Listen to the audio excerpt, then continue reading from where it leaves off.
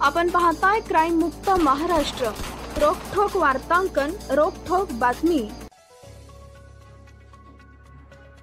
मुठा नदीच्या किनाऱ्यावर उभारण्यात आलेल्या एकांत किनारा हॉटेलवर दरोडा टाकण्यासाठी जमलेल्या टोळक्यांना उत्तम नगर पोलिसांनी पकडले।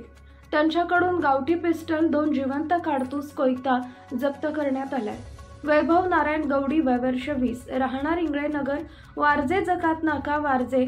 ओम राजेश भावळ वय वर्ष 21, राहणार साई लीला अपार्टमेंट वारजे। हर्षल प्रदीप वरघडे वय वर्ष 20, राहणार लक्ष्मी निवास श्रमिक वसाहत कर्वे नगर आणि स्वप्नील भगवान कांबळे वय वर्ष 19, राहणार मावळेआळी कर्वे नगर अशी अटक केलेल्यांची नावे आहेत।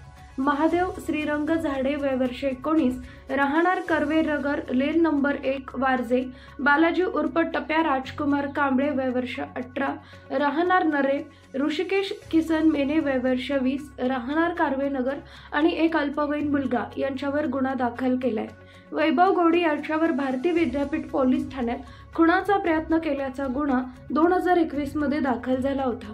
वैभव व ओम भावळ यांच्यावर वारजे माळवाडी पोलीस ठाण्यात मारामारीचा गुन्हा दाखल आहे। याबाबत पोलीस अंमलदार दीपक कांबळे यांनी उत्तम नगर पोलीस ठाण्यात फिर्याद दिली आहे।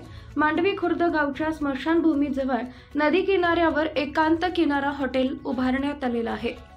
उत्तम नगर पोलीस ठाण्यातील तपास पथक रविवारी रात्री गस्त घालत असताना एकांत किनारा हॉटेलवर दरोडा टाकण्यासाठी काही जण जमले असल्याची माहिती मिळाली।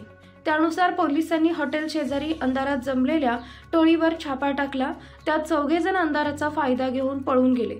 पोलिसांनी 4घांना अटक केली। त्यांच्याकडून गावठी पिस्टल, 2 जिवंत काडतूस, कोयता, मिरची पूड, नायलॉन दोरी, स्क्रू ड्रायव्हर असं साहित्य जप्त केले। पोलीस उपनिरीक्षक कुरेवाड तपास करत आहेत।